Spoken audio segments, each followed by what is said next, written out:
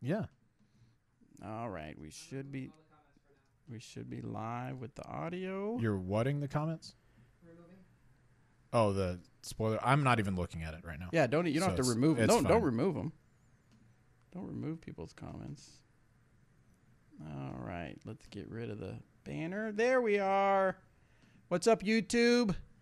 This is live Disc Golf Answer Man, episode 236. Is it David Bowie? David Bowie? Can you hear me? I don't think so. That's what keeps coming up. I have the song stuck in my head, and I can't think of how it goes. It's like something. Can you hear me? Is it Michael Jackson? I don't think it's Michael Jackson. Can you hear No. me? No, is it Michael Jackson singing the song? I don't know. I don't know. All right, so some of you, I'm sure, are tuned in to find out our reaction. I'm sure some of you. Okay, so real quick synopsis. If you're just following Disc Golf Answer Man, Robert McCall got hired. I told him his rating would suffer. His disc golf game would suffer. Robert said, no, it wouldn't. I said, yes, it would. He said, no, it wouldn't. I said, yes, he would. I said, it was riveting conversation. it was. I said, care to make it interesting? So we placed a bet that I said he couldn't get to 1,000 rating. He couldn't be 1,000 rated before the end of 2018. He took on that bet, and he took it seriously because he went on, he played well, he played bad. He played well, then he played bad. We had lots of times on the show where, like, I went to a tournament and I was like, dude, yes, I get to tell Bobby that I'm getting closer to 1,000 rated. And then there are several tournaments also where I was like, well, Bobby, you might win. So we're doing a live reveal because neither of us, we've tried our hardest to make sure we don't pay attention to Facebook. I kind of have an idea because I no accidentally notifications. Right. I accidentally saw a comment. I think I know the outcome.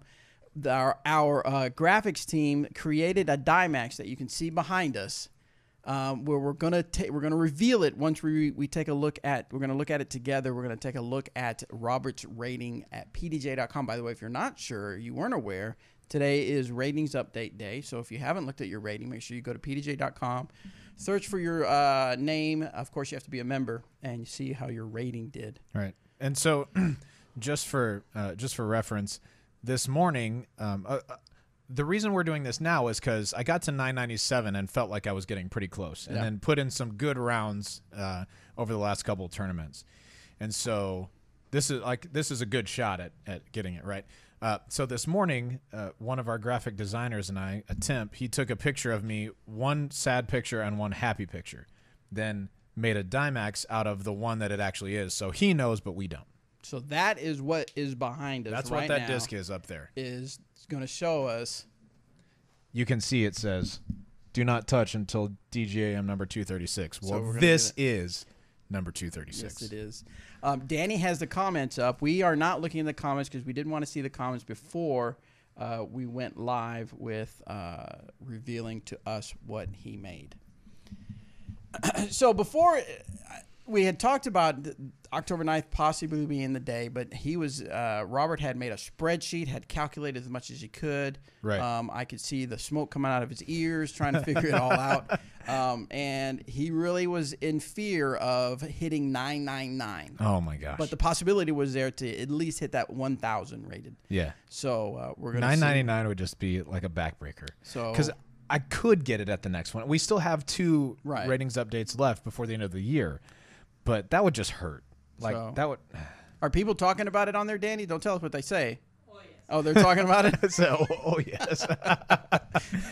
All right. All right, so here we go. We're going to look together, folks. We're going to look at the screen together. So this Wait, is are we gonna start the show first?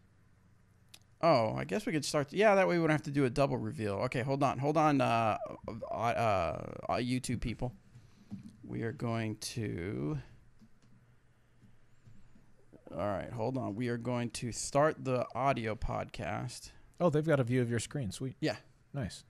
So Nothing really flashy propels Macbeth to I know. 1088 rated round. Yeah, nah. Yeah. That's what Nothing mine not really flashy. flashy rounds look like too. So for the YouTube people, this is going to be kind of a recap because we're going to tell the audio listeners once we start recording our podcast. Let me make sure that looks good. We are good. All right. Hang on there. We're going to go back to us. And we'll come back to the computer. Okay, here we go. We're going to start the podcast. Hey everybody, welcome to this episode of the Disc Golf Answer Man. I am Bobby Cool Daddy Slick Breeze. I have with me Robert Is he 1,000 rated or isn't he McCall? I was going to say McCabe. McCall. I've been on pins and needles all day. Like, we had a 7:15 meeting this morning. I shut off my notifications on my phone last night. Not interested, right? So we had a 7:15 meeting this morning, so I didn't even get to, like, wake up and get excited. We've just had to be in a meeting, and neither of us have looked all day. No, I have not looked. Are you? So what we're talking. Have you looked? I haven't looked. I don't know if I believe you. No, I seriously haven't looked. So trust you. If you follow us on Disc Golf Answer Man, you know what we're talking about. We're talking about a bet between me and Robert. I said when Robert got hired, working in disc golf, your disc golf game suffers. And he says, nope, not mine. So I did not say it like that. Oh, you should have seen the disdain in your get out of here. So it came down to a bet where I said he couldn't be 1,000 rated before the end of 2018. He took on that bet. Now, what's at stake? I think we've kind of talked about it, but what's at stake, at least from the beginning, is that the loser buys the winner's lunch. Right. More than likely, that's going to be a trip to Tulsa for Torchy's tacos, which we both win in that situation. I mean, no one's mad at it right after that happens. So, but then the winner gets to design a Dimax disc that goes in the loser's bag that the loser has to throw and show off. Every time they're on media, they have to show it for at least the first year. Yeah, I guess that seems good. I have a lot more to lose in this situation because, like, a lot more people see my disc golf bag than Bobby. But still, this is true. No, we were just going for it. So, and I've had, in case it ends up going my way today. Oh, either way. Well, we'll talk about that after. Okay, so what we're doing for the YouTube people. So if you're listening to audio, we apologize, but because on YouTube we're going to reveal it. I've got my computer hooked up to one of the camera connections. That way they can actually see the reveal of it. I'm sure some of you already know the results, but you're going to see the reveal from us and our reaction to it. Yeah. But before we do that, let's do our normal catch up. What do we? Yeah, let's. How was your weekend or week at USDGC? Yeah, I got to go to USDGC this last week. It was incredible, man. Yeah. Oh my gosh, it was so much fun. Zach Melton picked me up from the Charlotte airport on Monday. We headed down to Rock Hill, went straight to the course, and got a few holes in before it got dark after Monday qualifying was over. And then played a couple of practice rounds on Tuesday before the event started on Wednesday. And then Tuesday they have the the banquet and the opening ceremonies, everything like that. You get your player pack. They announce your tee times. Yeah. So I thought that was really cool. There's 130 people in the event, so they went through tee time by tee time. And so you find out live who you're going to play with, which I thought was really cool. That's cool. And I had fantastic cards all week. I mean, there wasn't one card that I was like, oh, man, this kind of sucks. It was great. Loved playing with all the people that I got to play with. So Wednesday I played pretty well. My nerves were really good. I missed one putt inside the circle, but I was feeling really good. So I was 4 under after 16 holes. And we go to hole 17, and that's the island hole with the hay bales in front, water behind. Yeah. And if you go out of bounds 3 times, you have to land on the island to move to the island. And if you go out of bounds 3 times, then you go to a drop zone on the island that's like a 60 or 65-foot putt to try and save your 7 at that point. Wow. It can be a real backbreaker. Yeah. I'd practiced the forehand. The forehand felt really good, and so I was trying to play it way wide right of the basket, but my first one hit right by the basket and skipped in the water. Ouch. Second one hit the top of the hay bales and stayed out. And then third one, my head was spinning at that point. I got a lot sweatier than I already was, and just went and threw it in the water. So I got an 8. So I went from 4 under to 1 over just in that one hole. Golly. It's brutal, but the thing is, it's not that hard of a shot. It's just the mental portion of it, right? Yeah. So anyway, I ended up 1 over that round. The second round, I shot 2 over. Actually had a birdie 18, which played as the toughest hole on the course to shoot 2 over. The third round, I putted really, really poorly, like very, very bad. Made some really, not even really bad decisions, just really bad shots, just out of bounds that I never should have. And I shot 4 over. That put me in +7 on the week and in 72nd place. And the cash line was 60th. Okay. And so I knew, and it was 4 strokes better than where I was at the time. It was sitting at +3 at the time. So I knew if I was going to get into the cash, I had to shoot at least -4. So that was my goal, going and shoot a 63. And coming around to hole 16, I birdied 3 of the holes leading up to that. I birdied 12, 13, 14. 13, 14, 15. Par 16. It got to 17 in the same spot I was before, 4 under. Land the island in a headwind, which was the most terrifying thing I've done in a very long time. I bet. And I kind of ran my putt, but there's OB right behind, and if you miss OB once you're on the island, you re-putt from your same spot. You don't get to take it where it went out of bounds. So I hit the front of the cage, whatever. And I threw my drive on 18 and figured there's a decent chance I have to get birdie to cash here. And so threw my getaway up and around the corner and got some applause. And so I was like, sweet, I'm going to have a putt. And I got there, and it was like a foot outside the bullseye. Oh, so drop in 3, easiest birdie of my life. Yeah. And that ended up in a tie for 53rd. I averaged 10.08 on the week, 10.41 on the last round because I played really well that round. So very cool. It was, man, I feel like competitive disc golfers across the board should at one point have to or get to stand on 17, like on 17's tee when there's pressure on throwing that shot, because that's unlike any feeling that I felt in disc golf. Really? Oh yeah. I mean, it's an easy turnover warden shot for me, or honestly an easy forehand. I could throw it all day, every day. Yeah. If there's not something on the line. But as soon as there is, and you know that if you miss, you have to throw again, it's extremely nerve-wracking. And I mean, big dogs, like Sexton struggled on that hole a couple times this week. Big Germ took an 8 on that hole this week. Like, now, is that the former one that champions. you aced? Or? It is. Okay. But this... so it's not that hard for him. No, he's pretty good, right? It was actually in the left position, which is the one that's closer to both the hay bales and a water on the first round. And then the second 2 rounds, it was in the middle. That's the one that he aced, but still a sick ace. Like, that's so cool. Yeah, it was a nice ace. So it was great to hang out with our team, with some of the Latitude 64 players, and meet a couple of the West Side guys out there as well. And yeah, just to make some money. I mean, I was honestly just going to enjoy the experience and to get to compete, and ended up cashing. It was really cool. That's awesome. Well, good for you, Robert. Thank you. Now, a lot of people were excited thinking that would count toward his rating, but because it had the stroke and distance, it is not counted toward rating. So you don't get you don't get. Well, I'm sure you get rated. They put ratings up there, but they don't count, they don't get put on your player rating. Right. So which kind of stinks because 10.08 wouldn't hurt. So my weekend consisted of watching it rain. Yeah, it's been really rainy here. It's been raining for the last 3 or 4 days here in Emporia. So, as a matter of fact, the back part of the warehouse is flooded. Peter Pan Park is flooded, and they're making some adjustments because this weekend is the Radius Open at Peter Pan, and it is flooded. Rumors is they had to move 8 holes. Oh gosh. To adjust for just in case, because it's supposed to rain more today and tonight, and it's supposed to clear off, and then it's supposed to rain more toward the weekend. They're gonna have to play through the neighborhood or something. So, and then after that is the Dynamic Discs Open, which is full, which is awesome for a bunch of people. Yeah, 180 players. But that's being played at Jones Park, which is not quite. Does it flood at all? It can, but not nearly as easily as Peter Pan. So, so anyway, this weekend's gonna be a weekend full of disc golf. Yeah. For us, I won't be playing those, by the way. I'll be playing a triples tournament. Oh, that's right. You're going to Texas. With Ron Convers and Tony Shirley. Yeah. We are the 2-time defending champions of the triples event. You have to have an open player, masters player, and a grandmasters player. That's basically going back to defend your title, huh? Yeah, and last time we played, we made like $900 each. Oh wow! Let's go. I'll take that. Anthony, myself, and Danny are playing the Radius Open, but then in the next day we're working the event. We're going to be doing some media stuff, and Anthony and Danny will be bringing you their tournament coverage. The locals are getting restless. I can't hear you. The locals are getting restless. We better hurry up to the rating. They're getting restless, huh? Well, we'll get there in a few minutes.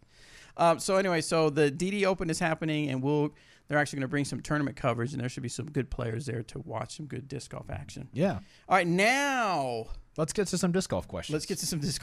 Yeah, no. All right, so we're going to do the reveal for the YouTubers, and as you're listening to our audio listeners. So let me, for YouTube, we're going to bring up the webpage. We're going to go to membership. Wait, do we want to do it by looking at the disc? Right? Isn't that the point of the disc? Oh, yeah, that's true. Good point. A good point. So, Robert, why don't you grab the disc, and then we'll do the review. I'm gonna keep it turned around. Okay.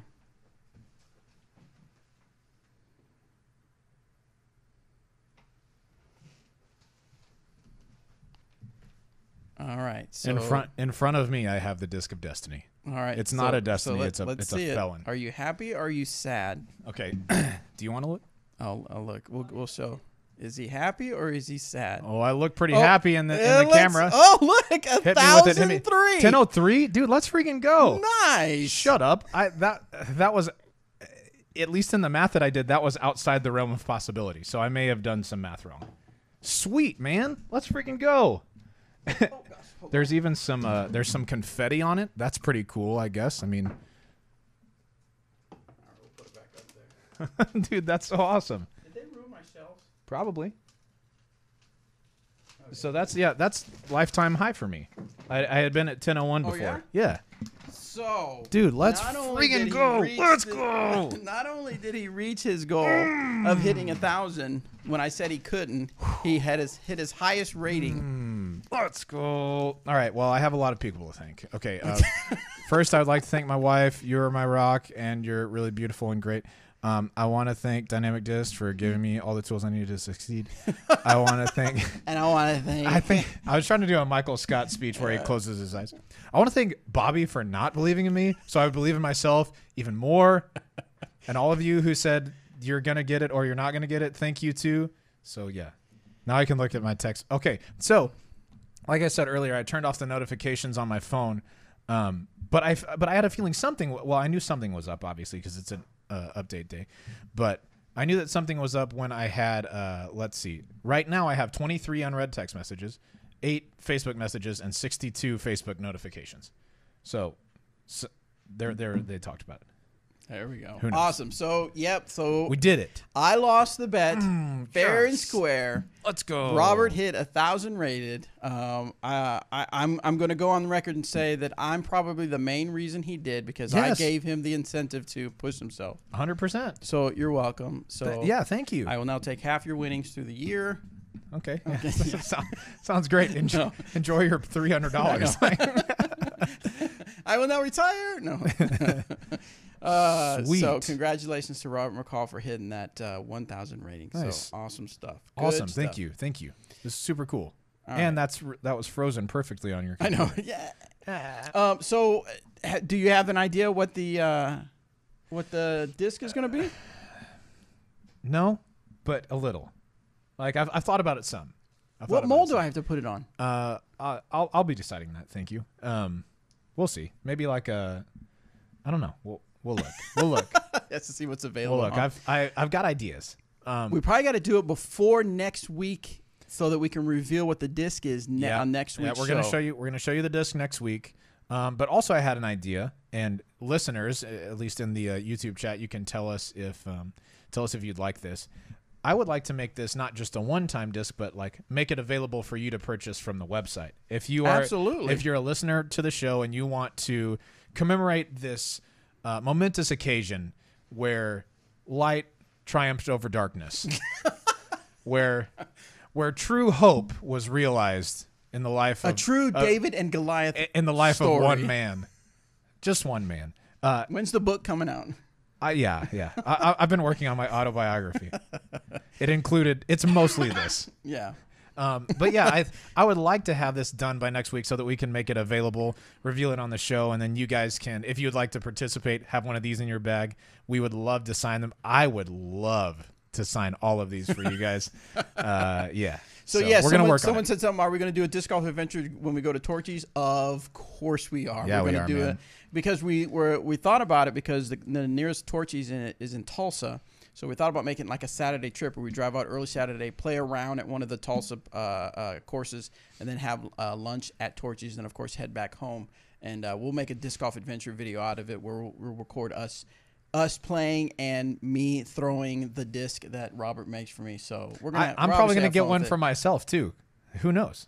Yeah, It's gonna be great. so good stuff. Oh my gosh, this is a great day. It's honestly, this caps off a really fantastic few disc golf weeks for me. Yeah. Nantucket, I had so much fun, played really well, made some money. Country Club Classic, we went to that long playoff. That was super fun and got good ratings. Then got to go to USDGC and cash my first time. Super cool.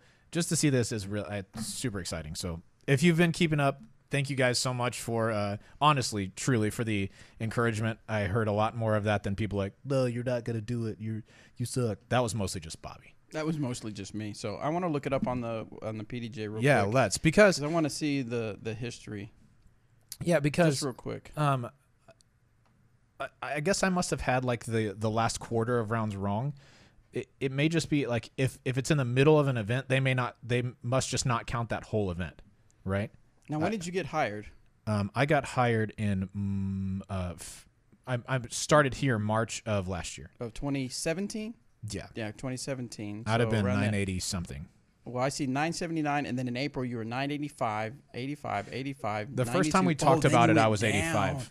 You went down to 86, then you went up 85, 91, 92, 94, 95, 95. Then you went down. Yeah. And then 997, and now 1,003, 1003. 1003. Let's go, man. That's awesome. I'm super stoked. So, all right. Well, we're losing viewers as we speak. So maybe we should head over to the questions so we don't keep losing them. Yeah, let's. Hey, but thank you guys for tuning in. Yeah, really appreciate it. Yeah, that was fun.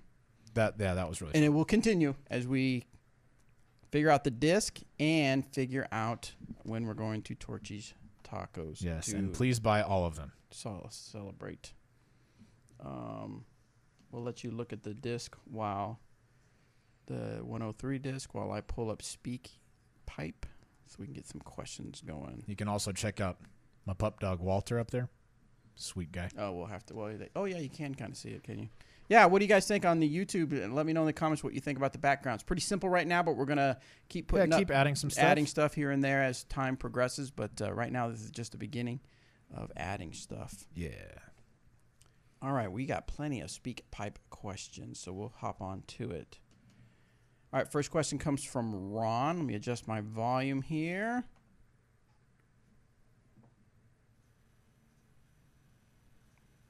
Ron, I cannot hear Ron. Hold on, Ron.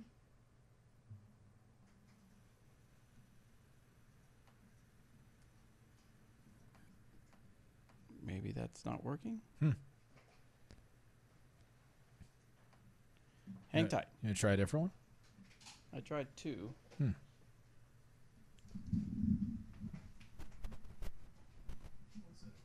Sorry in advance for our technical difficulties here, listeners. Try Jared, maybe? Maybe it's just a Ron thing. Nope, it's an everybody thing. All right. Everybody's going to get to see my... Sorry. No, they're not going to be able to see. Podcast listeners, we apologize. Yes. We're doing our best. Oh, I know why. No, I don't. In the meantime, if you pardon me. If you haven't checked out some of the new videos that we're doing on YouTube, I've got some for you to check out, and they are hey, thank you. We're gonna have to cut all that. Sorry, YouTube listeners, or I mean podcast listeners. Danny has put out physics of flight videos, just explaining shot shapes, playing in the wind, all sorts of stuff like that. We've had a couple of people talk about that there isn't actual physics in the videos. Yes, that is correct. We're more just using the name because we like the name. But it is really helpful if you're trying to get somebody into disc golf or teach somebody how to play, to have somebody like Danny there who has looked really closely at disc golf form and how it works, everything like that, and understands it really well. I think he breaks it down in a really understandable way. So definitely check those out if you haven't already. If you are, say you're a intermediate advanced player and you watch the videos and you think, oh, these are just okay, I already know all that. Great. Use them to show other people and to teach other people. That's what they're there for. So yeah, check those out if you haven't already. Quick plug for Danny. He's doing good stuff. I want to check one. I'm going to check one more thing. Okay. And then if that doesn't work, we'll just have to go to the Google form for questions. All right. Well, we'll get back to Johnny V says, I want Danny to teach me the actual physics. Thank you. Thank you, Johnny V. How are you on real physics, Danny? Pretty solid or no? He gave a thumbs up. When you do a thing, other things happen. That's pretty solid. All right, so I'm going to have to give up on Speak Pipe because for some reason I cannot get the audio to come out of my laptop. Yep. All right. Plugged in good. So let's go to our Google Forms and we'll just do the old-fashioned way. Yeah, let's get it. First, I have to find them. Yeah. As always, go to discgolfanswerman.com to There we submit go. your questions. You can do the Google form here, or you can do SpeakPipe. Most of the time, we'll be able to answer those Most on of the the show. When it works. We have 149 Google responses right now. So as Plenty per of questions. usual, we will get through all of them right now. Yeah. All right, next one. The first one is from No Name. And, the question is for Robert. Okay, sweet. With Kevin Jones becoming a hot name in the pro game and how he is an upcoming free agent, probably the number one in this offseason, will you guys offer him a contract? Good question. When it comes to players and contracts, things like that, a big part of my job is confidentiality. So for the people who I am going to offer or not going to offer, that's between me and the player. There have been and there will continue to be people that we offer that don't end up being on Team Dynamic Discs. And then on the flip side, there are touring pros who want to be on Team DD that haven't been able to be just because it didn't work out. So to that question, I say you'll have to wait and see. There you go. Next one comes from Troy. How are hole distances measured on dogleg holes? For example, hole 4 at Winthrop has a tight right turn to the pin. Are the measurements done through the center of fairway or the tightest tangent to the hole? Okay, so usually on holes like doglegs, the measurements are as the disc is intended to fly. So kind of the center of the fairway or maybe close to the edge or something like that. It's usually not a straight line from tee to pin. For instance, at USDGC, hole 10 plays 550-something feet, but that's the one that a lot of players go for off the tee and get their eagles on. The tee to pin distance is more like 470 feet, 470-something feet, but they are measuring the hole as it was intended to fly, like over the fairway, over the inbounds area. Excellent.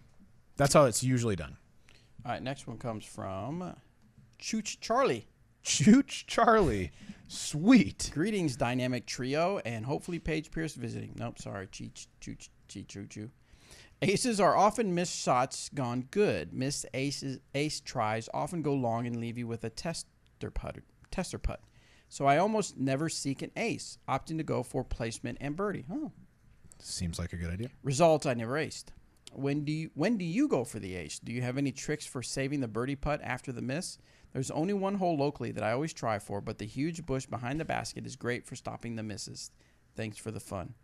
I don't know. That's a good point. Like when Yuli got that ace at USDGC, do you think he was going for an ace or just a well-placed shot? No, that hole is shaped to fit a forehand, right? Like right. You throw a forehand, it comes in close to the basket. Usually, if even if it misses, it's spiking in pretty close. So that's one that I guess he could think about acing, but he's probably not thinking I am going to throw this in the basket. Like I'm actively going to attack this basket. Right. Most aces are shots that have just gone a little bit long or maybe gotten a good skip into the basket. But most of the time, the top players aren't playing for ace. They're playing for the secure birdie.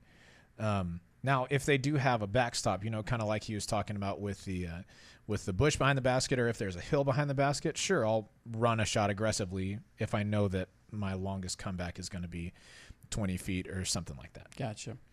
This next one is from Mr. Harwood out of Texas. Robert and Bobby, are you guys? Oh, no, I'm out of Texas. Is he in Texas still? I think so. Okay. He says, Robert and Bobby, are you guys going to make it down for the Oklahoma Open? I'll be there as an assistant TD and would love to get as many DD players and fans down here as possible. The $3,000 added cash doesn't hurt either.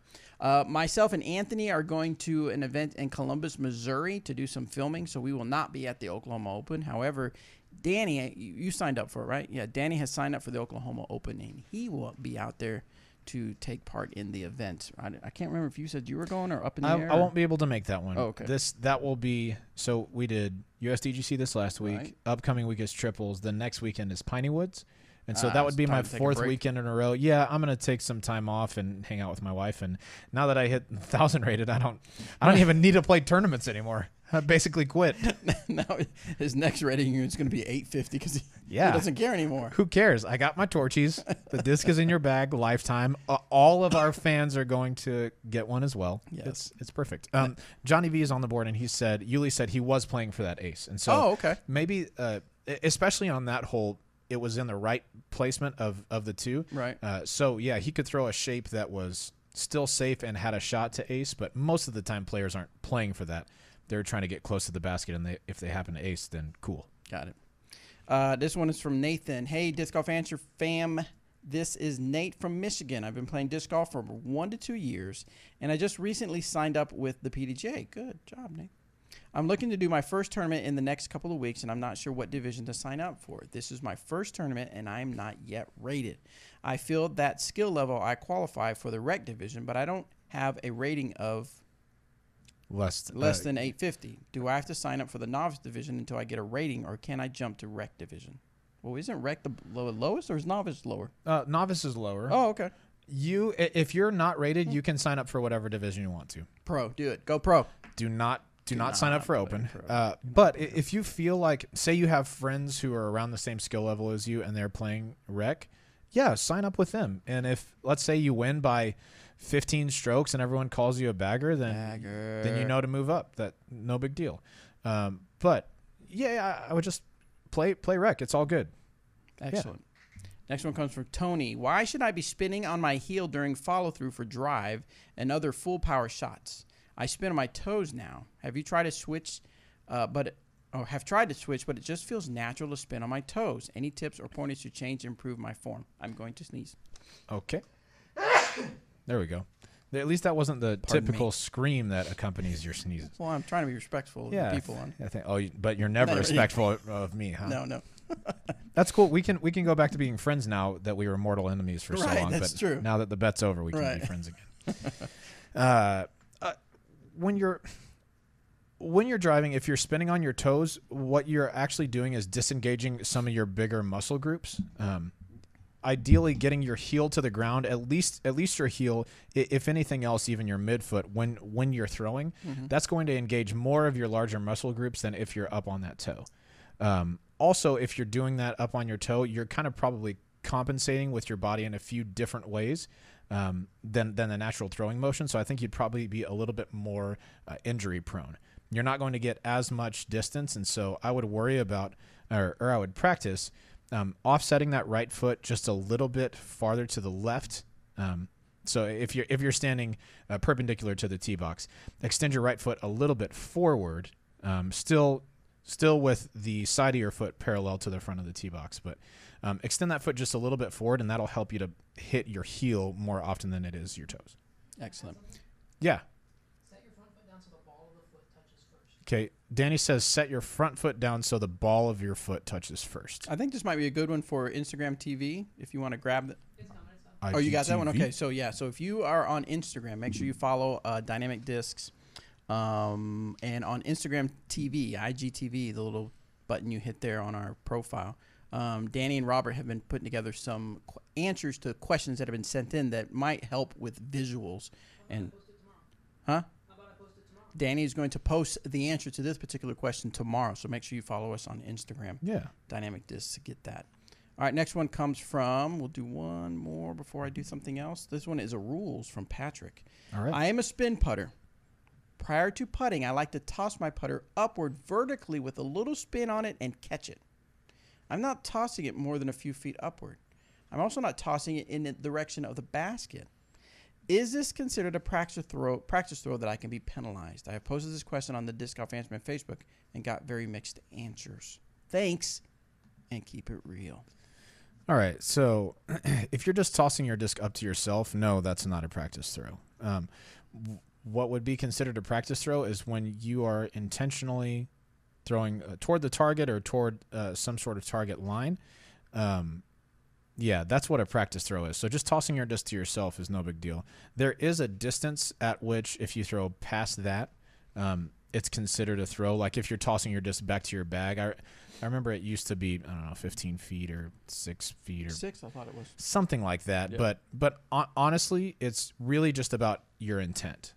If you If you're just trying to toss a disc aside, I don't think anybody's going to call you on it unless you really flick your wrist like you're practicing a putt or something like that. But if you're just tossing your putter to yourself, I wouldn't do it in excess, like you said, more than a couple of feet, but I think that's just fine. Yeah. All right. Next one comes from, I lost it. Jake from Cleveland.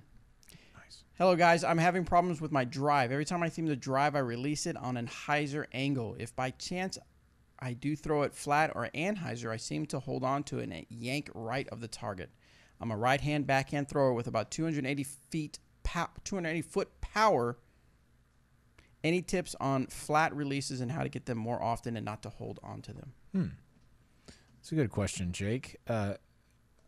I think a lot of times when people have trouble throwing a flat angle or an anhyzer angle, it's because they're focusing too much on when to let the disc go instead of letting the natural momentum of their body and their arm pull the disc out of their hand, right? So instead of thinking about, I need to let the disc go at this point, you really just want to pull back and then follow through fully. That's going to allow the disc to come out at the intended target point.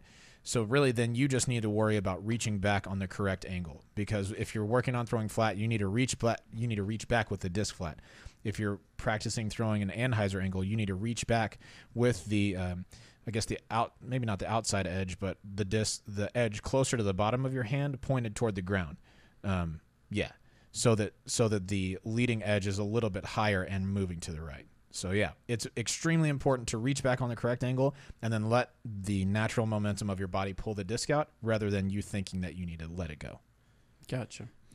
This next one is from Yvette. Corvette. Just teasing Yvette. Are disc speeds somewhat equivalent to miles per hour release speeds? Hypothetically, say I didn't want to actually go out to a field with various speed discs to see how they fly for me, but I knew my general miles per hour release speed was 45 miles per hour.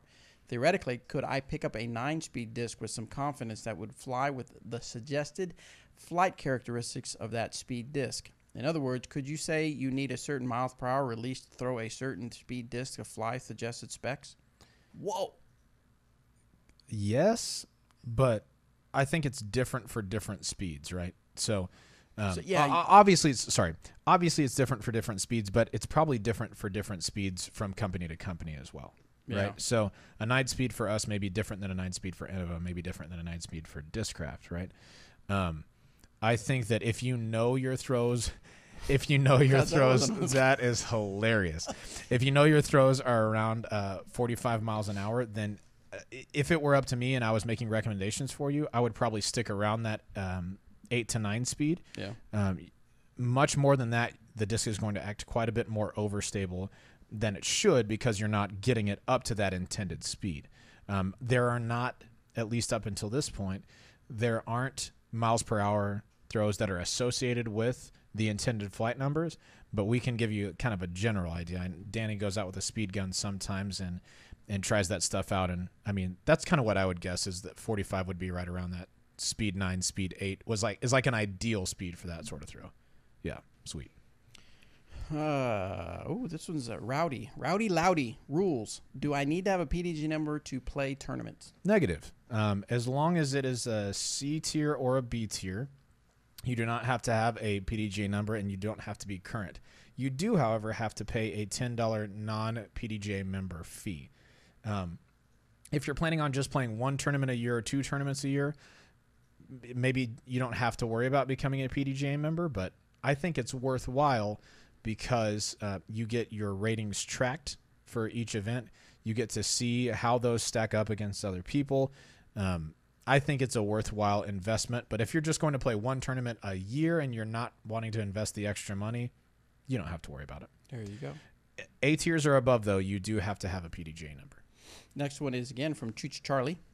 Howdy, gentlemen. We are blessed out here in southeastern Pennsylvania with many courses with varied tee pads. One course, Boyertown Park, has really short tee pads, a great local course except for the pads. The tees are concrete and somewhat elevated, a few inches. I have trouble adjusting to a short run-up and X-step, often foot faulting and have even twisted an ankle either stepping off the front or trying to start behind the tee. What do you do? What do you do? What do you do to adjust for short pads? What do you do? What would you do if I sang out of tune? You get by with a little help from your friends. All right, thanks, nice. man. Okay, I got you. Okay, I don't have a super long run up, so this hasn't bothered me very much. But most people who do, like if you think of a, you watch James Conrad throw, he always steps from ground up onto the tee pad. Oh, yeah. And that's something that you have to deal with if you have a really long run up. If you're willing to adjust the distance of your run up, I would start by a smaller first step, because you want your X step to be pretty similar, and you want your final step to be similar as you can to your normal run up if you're trying to play on shorter tee pads. Now, if you're playing in the woods, I think a shorter run up is probably advantageous, because you're not thinking so much about your feet, just stepping up, hitting your shot. So I would shorten up the first step if I had to shorten up any step, but ideally you wouldn't want to shorten up any of them. Gotcha. I'll fix that. Fix what? Derek says, "Can somebody please straighten up Robert's disc? Thanks, comma an OCD viewer." OCD. I got you, Derek. All right, so we're going to try something. I want to see if I can make the speak pipe work through HDMI. Any techies out there think it'll happen? Let's see.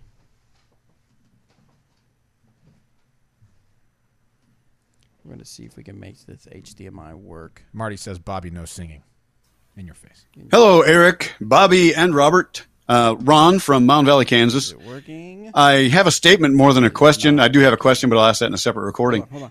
I want to comment on the camaraderie and the sportsportsmanship between the players on the disc golf tour. I guess that's what you call it, the tour.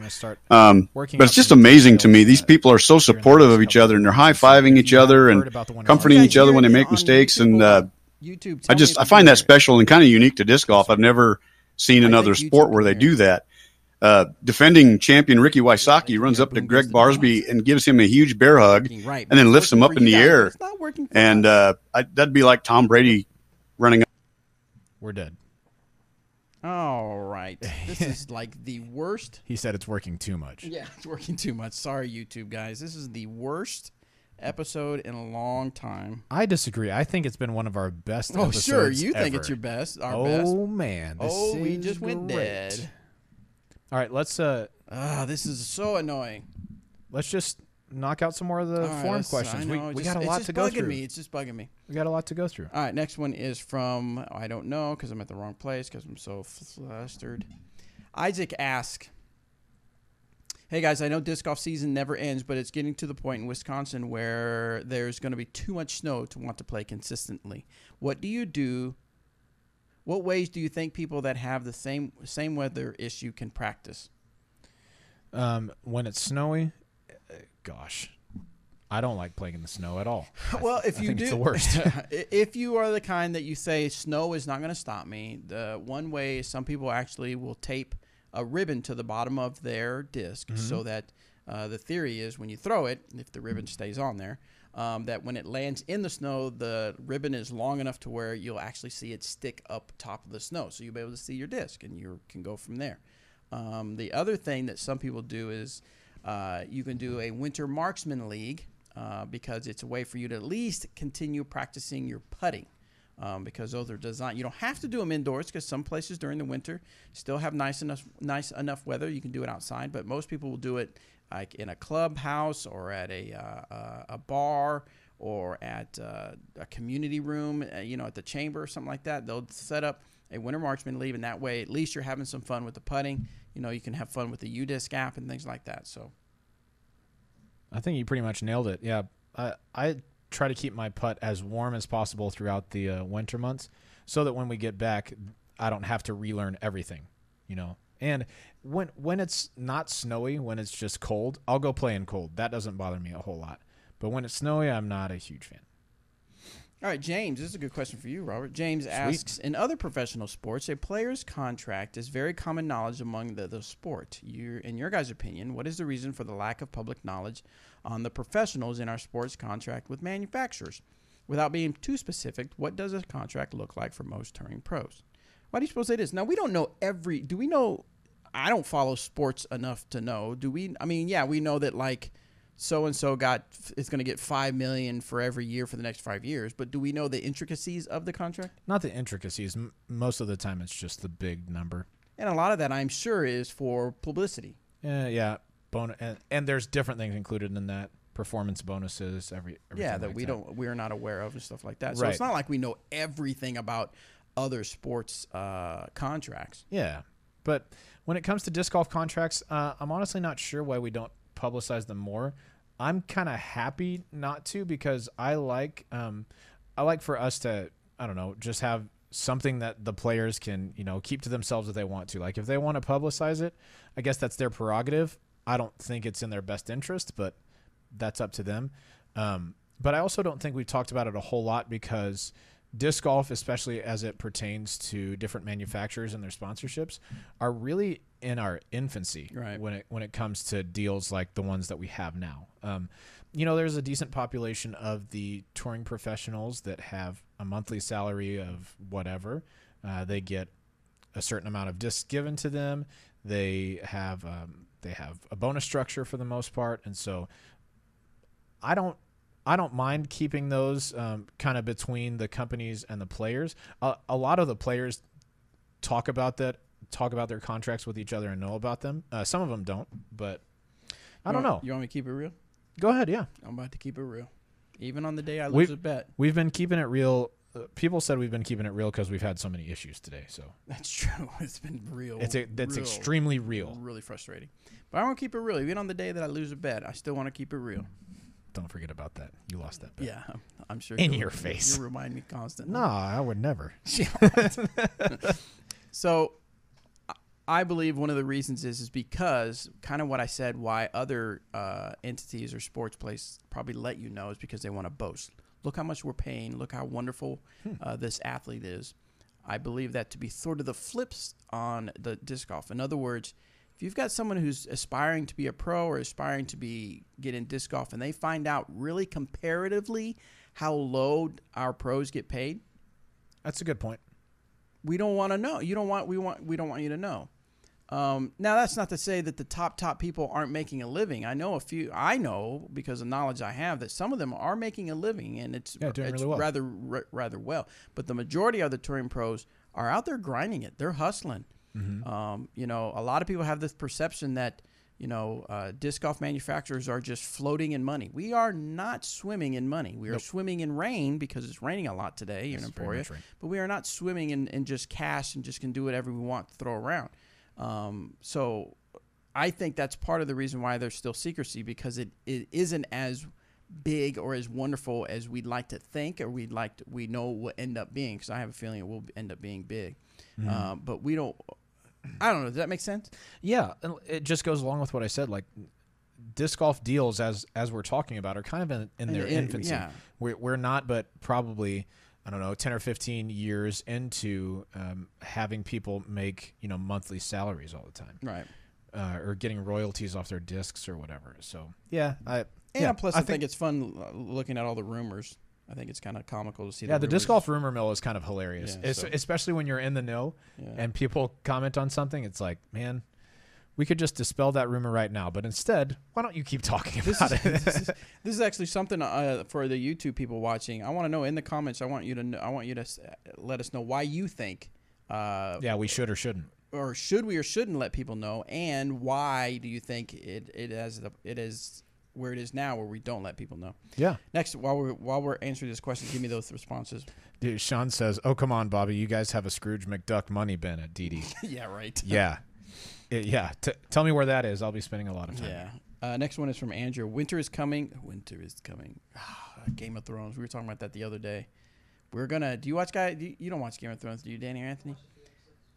Game of Thrones comes out 2019, I believe, April, and we're gonna have. It reminded me of The Office, where they had the Book of the Month Club, where they would have luncheons. Yeah. We're gonna have Game of Thrones luncheons on Monday. Nice. And we're gonna discuss it. Maybe we'll make a podcast for people to watch. Disc golfers that like Game of Thrones. Probably not, though. Probably not. Next question is from Andrew. Like I said, he says winter is coming and it's getting pretty cold here in Minnesota. I enjoy playing rounds every once in a while in the snow, but my question is, what is the best way to improve during the winter? Did I read that one already? No, it's the same question. Yep. Same type question. I have access to a high school gym and a few baskets. I think this is the exact same thing we had earlier. Winter Marksman League. Rewind about 8 minutes, and you'll get your answer. Yeah. Oh, let me add on to the pro salaries thing. Oh, here we go. This isn't me keeping it. Well, I guess it is me keeping it real. Okay, so we keeping it faux. DD does this. Innova does this. Latitude does this. A lot of companies have Tour Series discs for their players, right? That have their name on them. They're a mold that they like, that they get to work with the company on designing. And when it comes to salaries, I don't want to reveal percentages, but like sometimes a really big percentage or even a decent percentage of that player's salary or pay for the year comes from the proceeds from those Tour Series discs. And so if I saw a couple of people on here saying it's likely that the disc golfers are getting paid less than they should. You could argue, but you're absolutely right. We would love to be able to pay them more so that they could only play disc golf all the time. But when you buy their team and Tour Series discs, that's one big way that you can support your favorite disc golfer and keep them out on the road. So it's not just something where we're like, we get to sell more discs. Truly, it helps to keep your favorite disc golfers out there on the road. Gotcha. All right, next one. I've kept it real. You've kept it real. And we like it when you keep it Can I hold the disc the rest of the time? If you want just to. in front of me? If you want to. Okay, no, I'll pass this time. Maybe all right, next one is from John. Hi, Disc Golf Answer Men. I am an elementary PE teacher in Maine, and with the help of our awesome disc golf community, I got a ton of donated equipment, and I've started teaching disc golf to my students. That's awesome, John. Fantastic. In addition, I just found out that I got a $1,500 grant from the Disc Golf Foundation for equipment. That's nice. Do you have any suggestions on how to hold an event similar to a trilogy challenge, little to no cost to families? I would like people to walk away with some discs. Sweet. I'll say as far as events go at low cost, really what you want to do is just set up something that maybe is a 1 round or even 9-hole tournament, and have either a local pro in your area or somebody who knows a decent bit about disc golf come in and give a clinic for the kids and for their parents. I think that helps a whole lot, just so people aren't kind of blindsided when they get in and don't really know how to throw. I've always liked getting to do that sort of stuff, and I think if you don't have a template for how to run one of those events, probably a really good person to message would be Doug Bjerkes. He's our event coordinator here at Dynamic Discs. He may not be able to get back to you immediately because he's got a lot of stuff going on, already planning for 2019 GBO as well as the tournaments for this weekend. But yeah, I think either him or if you have a tournament director in your area that you really respect and that you think runs a good event, ask them about it. I think most of the time they're really eager to help in situations like that. Someone said personal preference. It's private, probably because it's low. That's kind of what I said. That's kind of what I said. So that we're going back to people on YouTube giving us their opinion on should we know what pros make. I think that is between you and the pros. The pros, I am sure, talk to each other to make sure they are on a level playing field. Yep, I'm sure of that. Yeah, Rolo says, I heard Rusko is petting his gold bars while the players eat ramen for breakfast. Yeah, right. I like it. I personally don't care what the pros make. This is from Kyle. I personally don't care what the pros make. I just want them to get better and compete against them. Oh. All right. Mike Johnson just said, how many pros do you think make over $100,000 in a year? I would say 2, and that's purely speculation. I would say more than 0, less than 1,000. All right. You're welcome. Tokyo One Disc Golfer. It's not a public company. Their salaries, like other companies, keep salaries private. No, but like the Dallas Cowboys, is that a private company or a publicly traded company? Surely it's not. I don't know. So I don't know if that plays into it. Yep. Interesting perspective, though. Yeah. I feel like it would be hard for companies would compete for pros if contracts were public knowledge. I think Innova would have a huge advantage just due to the size of their corporation. I would say that there's some truth to that, and Innova being kind of the big player in the field, that they might have more to offer. Maybe not, maybe so.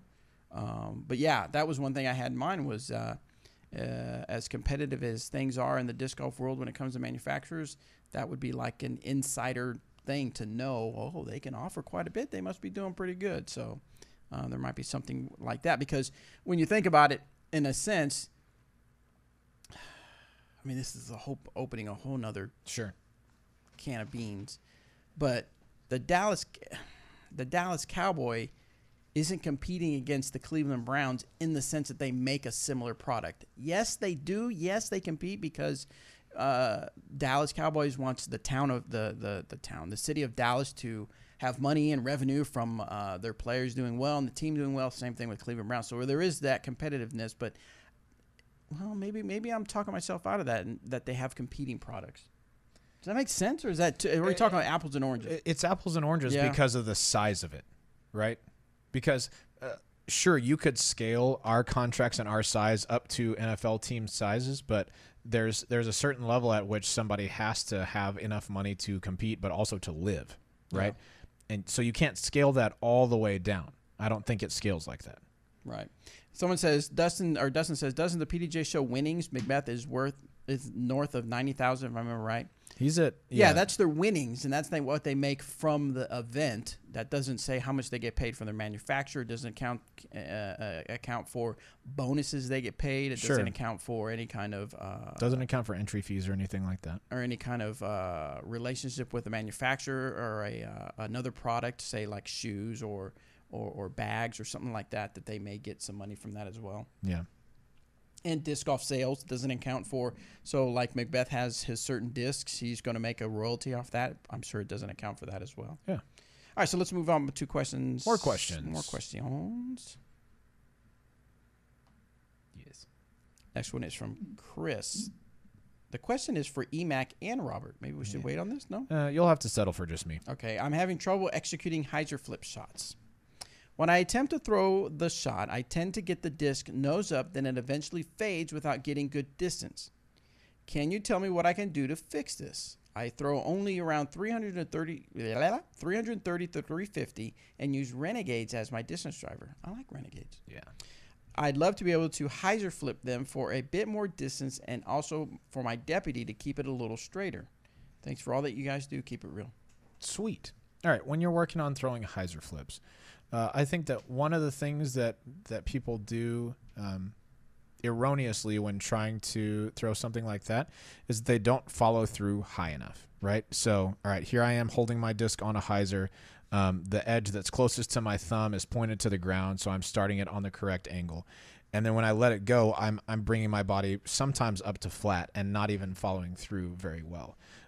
Something that's really important to nose angle is making sure that your follow through is high, because that's actually going to start the disc on the angle that it needs. And if you're throwing a disc that's understable enough to Hyzer flip, you really need it to start on a nose level or even slightly nose down angle in order to get the intended flight. So what I would work on is making sure that you're reaching back with that disc on a Hyzer, and that when you're following through up on a Hyzer. That's what you want to do more than anything else. You might also work on, instead of pure Hyzer flipping them, you might also work on just letting them go flat and seeing if you can work them to the right that way as well. So reach back with a disc flat in your hand, follow through flat with a little bit of higher follow through so that you get the nose down. Yep, do that. Gotcha. Don't follow through all the way to the sky like, yeah, but a little bit higher follow through is going to help. How? Yeah. Yeah, this is how I follow through. Yeah. Next one is from Kai from Norway. Sweet. Greetings, O masters of disc golf. Yes. My arm speed is slow. We are very scrutable masters of. My arm speed is slow, so I don't bag any distance drivers. My fairway/turning drivers up to speed 10, which works fine for me. All my drivers are of the understable type, so I'm in the need for an overstable driver. Why is it when people read, why did I add the word new? The word new wasn't even there. Because new and need are close to each other. Thank you. So I'm in the need for an overstable driver, which would be good for backhand and sidearm. Do you have any suggestions? My driver today is Innova Star T-Bird, Latitude 64 Opto Jade, Innova Star Valkyrie, and Discmania S-Line TD2 Fever. Thanks for your input. It's really appreciated. Sweet. So if those are going to be your understable discs, then you would probably want to look at something. Oh, man.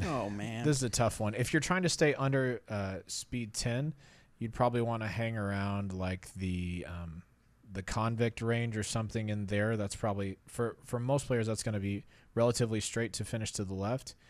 If you're interested in stepping up a little bit higher speed, I think the Trespass would fit that arm speed, and if you really like those discs, I think it would fit kind of that family really well.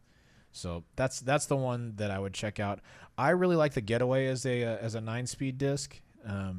It's nice, and Danny knows it's nice and stable. Pretty straight out of the box with a reliable finish to the left, and especially the Fusion ones, you can work in a little bit faster so that they will move a little bit to the right or even stay straight a little bit longer. So that's what I would try out. I love the Convict is a great choice. Getaway is a great choice. And then if you want to step up the speed a little bit, Trespass is a good one as well. Excellent. All right, we got time for one more question. This one is from Mark. We got a lot more questions. Well, we got time for one more question. No. I thought we were finishing all these today. Yeah, no. Come on. We still got 133 left. I got a disc to show off. Come on, let's go. What factors play into determining if a hole is better suited for a sidearm, or a tune-over? Sidearm? And then I say tune-over. You want me to read it? Or a tune-over. Or a turnover backhand play. Golly. Yeah, you're good. You're good. I've been playing for about 1 year. I started as a mainly sidearm thrower, and several months ago decided I would only throw backhand to develop that part of my game. My backhand has become my most comfortable play now, and as I bring the sidearm back into my game, I sometimes have trouble deciding when to use it. Okay. All right. So I take into consideration a lot of things when throwing a forehand instead of a turnover. One is if I'm a right-handed player. If I'm throwing forehand, I'm counting on that disc to go back to the right. And so if I'm playing in the woods and the hole has woods all on the right side and then a sharp turn to the right, a lot of times a forehand is going to be better for that because you can get a little bit harder finish with that, with a disc that has a little bit more spin on it. That's going to break to the right a little bit faster. Also, you may not have enough room on the left side to start it on that big Hyzer that's going to finish to the right. I also like forehands as opposed to backhands into a side hill, like a side hill that's sloping from high right to low left, because that angle coming in with the spin usually makes that disc check up by the basket instead of kind of roll out like a turnover would. So I like throwing one that's going to be spinning so that it kind of skips up the hill rather than a turnover into that side hill has the potential to roll down just a little bit more. Also, the wind is a really big deal. If it's a right to left wind, I'll almost always throw a forehand because it's easier to control that spin. If it's a left to right wind and I need it to get pretty far to the right, I really like throwing the backhand so that I can control it. Gotcha. That's personal. All right, so before we end, we'll kind of recap, let everybody know what's going on for us the rest of the week. And while we're doing that, YouTube, go ahead and shoot us some questions, and we'll answer a few questions from the YouTube chat. Actually, someone already put something there. A question for the chat. Got a prime burst trespass, and it's just a little too overstable. I can't quite get it to stand up to flat. Should I try a sword or something more understable? The more I've thrown the sword, the more I think it is just a touch less stable, overstable than the trespass. So that might be a good disc for you. I think the speeds are pretty similar and the glides are pretty similar, but the sword probably has just a hair more turn. Gotcha. Yeah. Let's see. So what are you doing this weekend? This weekend you said the triple dipple? This weekend I've got the triples tournament. It's actually not called triple dipple, surprisingly. It's called T3 Texas Triples. You need to talk to him about it. I will. Okay. But yeah, we play straight up best shot, just like you would play doubles at pretty much any disc golf event, but 3 players. And we played Turner Park there in Grand Prairie. The registration list for this event fills up like the week after this following event. It's like last year's event. So we've been on the list since we won the event last year. So is it pretty cool having the different divisions in there? So much fun. Yeah. Because then say somebody wanted to put together a team of 3 just world beaters, right? And they go get the 3 best pros in Texas. Yeah, those people are probably going to go win the event. Right. But because you have to have different age-protected divisions, I love that, you've got to try and find somebody who's really good in that division, whose skills complement somebody in this division, things like that. It's so much fun. I love it. Now, you don't play together, right? You do. No, you play together. three. Best shot, 3 players. Best shot of we go shred the course. We played it almost perfect last year, and shot. It was like a 10 or 11 under He-Man par, and there were par 4s and 5s. Right, but so you walk up to the tee pad, and there's you 3, and then another group of 3, and then all 3 you drive. Yep. All 3 you throw from the best shot. Yep, exactly. And then all 3 you try to putt until somebody makes it. Yep. Wow, it's awesome. Is that like a pretty long round, or not so much? Kind of. Most of the time you're getting birdies though, so it's not crazy. Somebody's going to get you up there. Usually. Yeah. We were last year. Our team was the same as it is this year. Myself, Tony Shirley, Ron Converse, and our main competition last year, and the team that beat us by 1 during the first round was Miles Seaborn, Dixon Jowers, and Eric Rainey, who's a Latitude 64 Grandmasters player. They had us by 1 going into the second round, and we tied it up on the 17th hole. We hit like a 60 something footer, and yeah, sorry, we tied it up 1 hole before, and then we both hit like a 60 footer for our team and like a 45 footer for their team to be. We were up 1 going into the last hole, gotcha. Or maybe to be tied. I don't remember. And we birdied the last to win. It was awesome. So anyway. Super fast. The Dark Knightin. What's in the cup is Dr. Pepper today. Is that what he's talking about? That cup? Okay. Sometimes it's Coke. Stephen Livingston, 100% not gin and juice. Little known fact about me. Just kidding. Most people know this about me. I'm not really into the drinking. I don't really like, sipping on gin and juice. Yeah. Laid back. He's laid back sometimes, but he's not sipping on gin and juice. I will say that my money is exclusively on my mind, though. Is it, though? Yeah. But no, yeah, just regular Dr. Pepper or Coke or something. Yeah. What would be a good fairway? That was a nice mashup of Sam Smith and rap. What's a good compliment to the musket? A good fairway compliment to the musket. Something that flies like the musket, but a little bit slower. It just says, what would be a good fairway to complement the musket? I mean, I think... Isn't the musket a fairway? To complement the musket. Okay, so the musket is kind of like straight to overstable, so you'd want something straight to understable. Maybe an escape would probably not be different enough. I would probably go for something like a Maverick that's easier to throw straight and move to the right. It's going to be a little bit slower, but has a lot of glide. Gotcha. Yeah. I love this Lat 64 Vision, but it's OOP. What are good trilogy EG? Oh, equivalents. Equivalents, okay. If you're trying to stick in Latitude, then the Fury is a pretty similar disc to the Vision. Not exactly the same, but somewhere in that same realm. The Maverick is a little bit more stable than that, but also that same realm.